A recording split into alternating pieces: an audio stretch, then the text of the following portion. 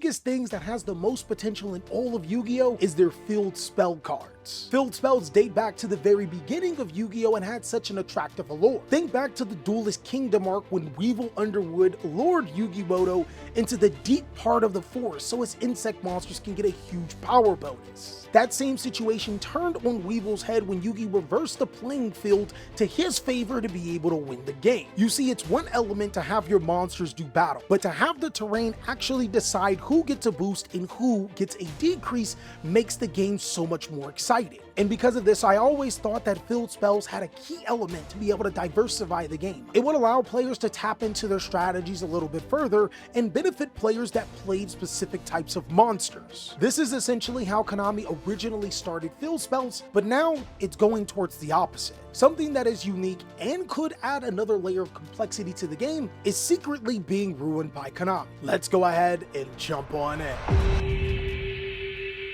Field spells went from one of the most underutilized mechanics in the history of the game to one of the secretly most busted things about Yu-Gi-Oh! When it comes to certain Yu-Gi-Oh! Strategies. And what makes it worse about how Konami is going about modern day field spells is that they're just glorified continuous spells. You see, every core mechanic in the Yu-Gi-Oh! Game has its own niche. As you know, monsters are the cards that you summon to attack your opponent, spell cards are to help enhance your monsters in your strategy, and trap cards are the defensive cards to be able to stop your opponent from winning. And sometimes it's okay to be able to blur the line between these three categories. For the most part, monsters serving as hand traps, spells, and trap cards is okay. And it's because even when they do that, they don't lose their initial function, being monsters. The same really couldn't be said about field spells, but let's go ahead and dive deeper to reference what exactly is a field spell. Ironically, Yu-Gi-Oh! Isn't the only card game to do something like it. Pokemon has stadium cards, Magic has world enchantments, and even the new game like Lorcana has location cards which serve a similar function to field spells. And granted, while those particular games might have a different rule set to them, it was pretty much set in stone how field spells were supposed to operate in the game of Yu-Gi-Oh! 1. Field spells were meant to stay on the playing field for an extended duration of time. 2. Field spells are supposed to have effects that can benefit both players typically. 3. They have effects that benefit all monsters that fit a particular category or a player under certain situations. And 4. This was an ancient rule, there can only be one field spell on the field at a time. You see, this isn't Konami's first rodeo at attempting to make field spell cards incredibly good. This is actually their third iteration. And while it's safe to say that they miserably failed to make these cards competitively viable, it also can go to say while modern day field spell cards are really viable, they don't fit the criteria fit before. More on that later. You see, when you look at how Yu-Gi-Oh! Was initially built and grown over the course of the years, you can tell that field spells play a huge part. Inside of the game, it's supposed to give your monsters or a particular player a boost at a given time, but to dive a little bit deeper, it actually gives lore setting for Yu-Gi-Oh! Monsters. They're the reflective piece on the type of monsters that you play, the representative stage of where your monsters are from. Unfortunately, the hometown advantage didn't really pan out as well as it should have. In 2002, alongside of the introduction of the game, Konami released field spell cards like Sogen, Yami, Forest, Umi, and Wasteland. These field spells were the basis of Yu-Gi-Oh! And fit all of the criterias. They benefited any monster that was on the field that fit that particular terrain. But also, to double down on the terrain, they brought a disadvantage to certain types that weren't used to that terrain. Now, the thing about here is that the concept was actually really cool, because at this time, only one field spell would be present. Players would typically fight using their field spells so their monsters can gain a disadvantage and potentially the opponents couldn't, except that never happened. The problem with these first forms of field spells is that they were too weak. A 200-point bonus only to the benefiting archetype when the card pool is so small and every single card is precious didn't really mean much. In order to gain that 200-point bonus fully, all of your monsters needed to be those types. And saying that in the early stages of Yu-Gi-Oh! It was an incredibly limited pool. Monsters like La Jin and Battle Ox were some of the strongest guys in the game.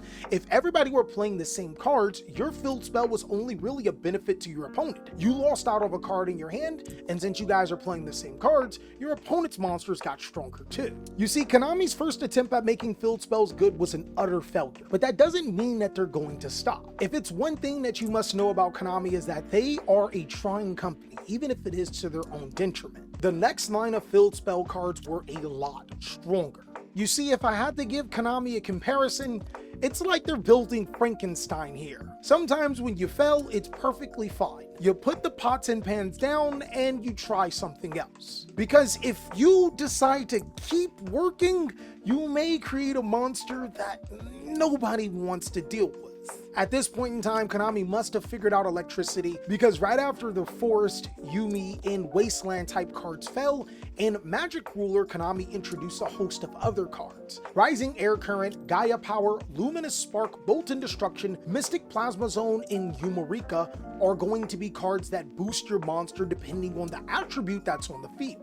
And this boost was way stronger, a 500 point boost for your monsters fitting that criteria. I can only imagine that Konami employee, when he made these cards, I'm pretty sure he thought he cooked with it. Now these cards were a lot stronger and players actually did experiment with them, but the same problem still existed. Unfortunately, with Yu-Gi-Oh's very limited card pool, there were only so many monsters to go around. And with everybody playing close to the same cards, the players using these field spells would have to commit a card out of their hand and would potentially boost the strength of your opponent's monsters too. Out of these 6 attribute field spells, the one that would see the most play was Gaia Power. Gaia Power was actually really good because there were tons of Earth monsters to work with, and this was one of the very few times where players could have a decision tree between playing the very best cards in the game or taking some of the best Earth monsters in the game that work together and kind of making a strategy out of them. Unfortunately, the results were rather middling, but Konami still not done. There's reason to believe that Konami took inspiration for it, because the next is a field spell that is different than any other. Legacy of Darkness and Pharaonic Guardian are pivotal Yu-Gi-Oh sets because they introduce so much more support to so many different strategies. We were getting archetypes and sneakily good stuff that it took years for players to catch on to. In both of these sets, Konami decided to get a lot more specific. One of these cards was a Legendary Ocean, a card that treated itself as Yumi at all times. This card not only gave a boost to all water monsters on the field, but further doubled down on being able to make water monsters a viable strategy by reducing the level of those monsters. When you're playing cards like Giga Gaga Gigo and Terror King Salmon, those monsters become normal summonable 2600 attack monsters, which is huge. But you could also use these cards in conjunction with Gravity Bind to make your level 4 water monsters like Gaga Gigo, 7 Colored Fish, and Sea Surfing Warrior of Darkness level 3 to be able to attack while your opponent's monsters can't. Gravity Bind and Level Limit Area B were so powerful in Yu-Gi-Oh! There was a point in time where these cards had to be limited. And a Legendary Ocean was one of the very first times that Konami used a field spell to benefit players for playing something other than the norm, but also give benefit to players that played the same strategy while still providing a niche that not everyone used. See, this is what I would say is peak game design for Yu-Gi-Oh! When it comes to field spells. Something that's so niche that it benefits your deck and other decks that fit along. It's not all encompassing, and for its time, it was powerful. Konami decided to turn it up a little bit inside of Pharaonic Guardian with Necro Valley. Now, some of you guys may completely hate Necro Valley, but this is Konami changing how they wanted to do field spells yet again. If we're gonna say that a Legendary Ocean is peak design for field spells, Necro Valley is almost turned to a 10, but in the wrong way. Because there's a hidden effect on Necro Valley that not a lot of players know about, which is really weird because considering that Necro Valley is an actual archetype card, it gives Gravekeeper monsters 500 attack and defense. See, this is where Konami started to make that Frankenstein come alive,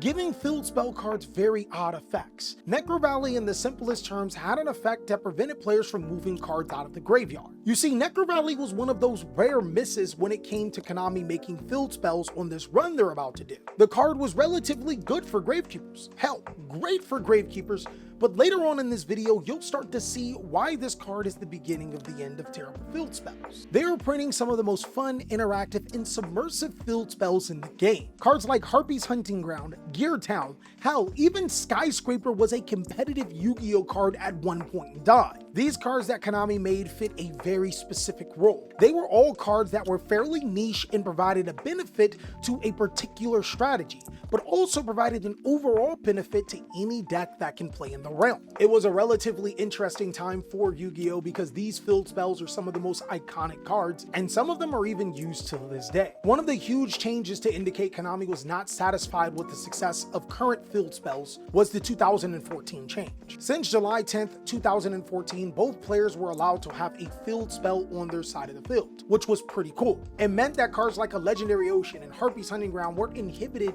by your opponent's field spell of their deck trying to set up. But unfortunately, this particular buff made field spell cards a little bit too strong. You see, it was only a matter of time until players realized they can treat the field zone like continuous spell cards. Cards like Necro Valley were really powerful in Gravekeepers, but now that players realize that these inhibiting effects are harder to stop and easier to search with cards like Terraforming and later Planet Pathfinder, it became a race to see which of these cards can be abused in this manner. Now again, it isn't all doom and gloom. Konami did make some incredible field spells during that time. A fan favorite I know is easily Lost World, an incredibly balanced field spell that punishes players for playing non-dino cards, but not in a terribly negative way. And then there's other field spells like Dragonic Diagram that tiptoe the line between really busted field spells and actually providing a terrain for both players. But the straw that breaks the camel's back happens in 2019 in the Dark Nearstorm set where Mystic Mine is revealed. You see, Mystic Mine is a different field spell than most other field spells. It doesn't benefit monsters on the field, it benefits the player. Now, we've had field spells like this before. Chicken Game is one that comes to mind. But Mystic Mine is a field spell that says if your opponent has more monsters than you do, your opponent can't activate monster effects or declare an attack. Its balancing act is that if you have more monsters than your opponent, then you wouldn't be able to activate your monster's effects or declare an attack. And if you guys both have the same number of monsters, well, this card leaves at the end of the turn. The huge problem with this card is that it does seem incredibly balanced when you read it on paper. But Yu-Gi-Oh players are very smart in their crafting. If you don't play a deck that has monsters and the main way of beating your opponent is with monsters, well, you can infinitely put them in a situation where they can't attack. And if your opponent doesn't have any monsters and you don't have any monsters, well, they're not doing anything either. You can still do what you're doing. Now, this is an incredibly dumbed down version of how Mystic Mine worked, but it was one of the most frustrating field spells in the entire game. And one of the biggest problems for Mystic Mine was getting rid of this card. Since other field spells couldn't counteract this card,